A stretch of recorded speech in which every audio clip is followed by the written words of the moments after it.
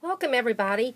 Today I'm going to talk about using 3D prints with your Amazing Mold Putty.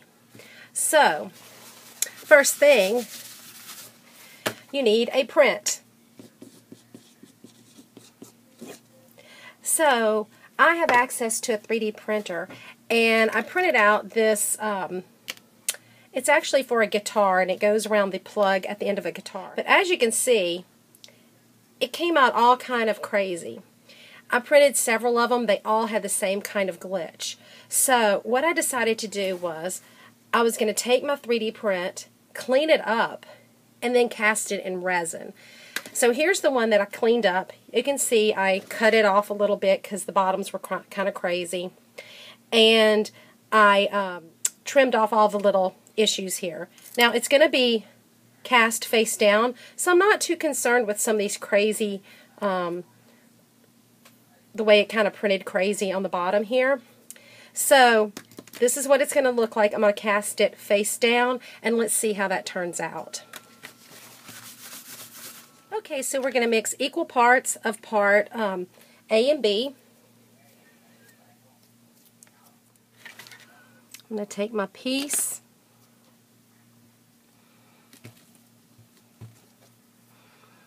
and I'm going to press it face down. Now I have a lot of little small pieces, so I'm going to use an X-Acto to help press it down really good.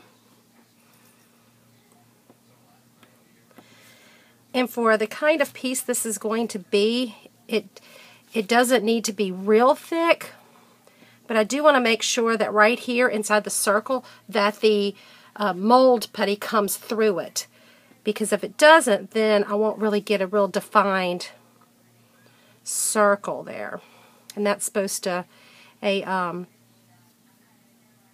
electric plug's supposed to go through that for a guitar. So I actually kind of like it cut a little shorter because this would be too fragile. It would snap in a second. And I think the 3D printers are really cool for making some prototypes, but it might not be the best thing for mass producing anything. So I'm going to let that set up for a while, and then we'll come back and we'll cast it and see how it comes out. Okay, so this mold is ready. You can press your fingernail in it, and you can see that your fingernail does not stay. The print disappears, so that means it's ready to pop out. So we're just going to gently loosen this up and pop it out. And then we will cast it and see how it comes out. So there's my little mold. And you know, you could have actually even, you know, designed something on here or carved in here with the Dremel tool if you wanted to after you did your 3D mold. Here's another one I did, a little shape of Louisiana, and it's ready too, so I'm going to go ahead and pop it out as well.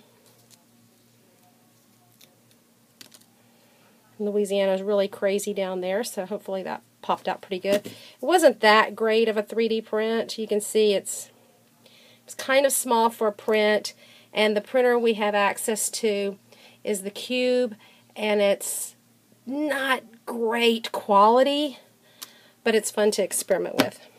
So I'm going to mix up some resin and we'll pour this in just a second. Okay, so we're going to mix up some resin. And I'm going to use the purple dye. I just love the way the purple comes out. And so I'm going to do equal parts of A and B here. And we're going to get started now. I'm going to mix it in this plastic cup, and that way I can just throw the whole thing away. You always want to have a couple of extra molds handy in case you have resin left over. You only want to mix your dye up into one of the parts because you don't want your dye to start, your resin to start setting up before you have all your dye mixed up. So just mix your dye into one part of this. Usually I mix it into part A, but I poured part B first. Isn't that pretty?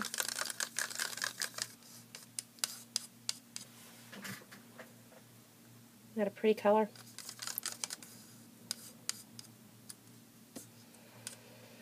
Okay, now I'm going to pour part A.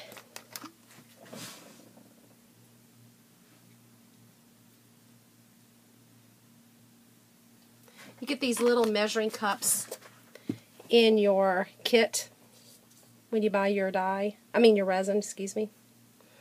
And I am using the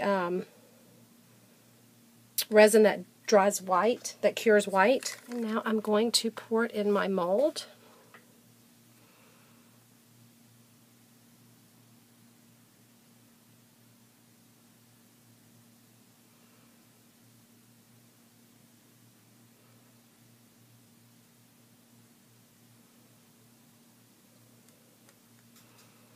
Looks pretty good.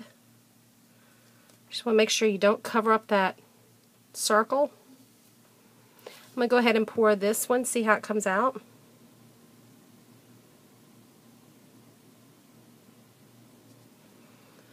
Oh, it looks like I'm going to cover up Lake Pontchartrain, but I'll have a little bit of hole there. Alrighty, so we're ready to see how these come out. So let's start with some of the other ones. And we'll pop out Louisiana. This was made from a